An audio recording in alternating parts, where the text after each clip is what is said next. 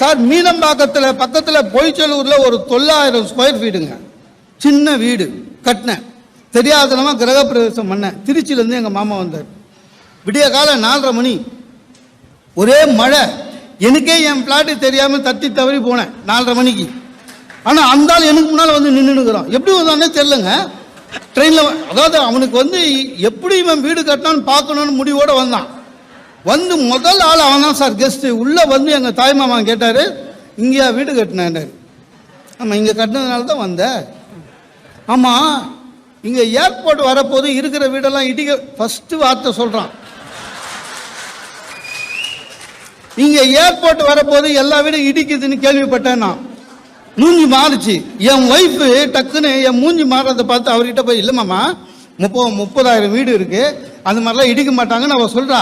இருந்தாலும் அவர்கிட்ட சண்டைக்கு போகிறான். உனக்கு தெரியுமாம்மா, ரொம்ப கவர்மெண்ட் நினச்சா ஒரே நாள் இடிச்சிருவான்.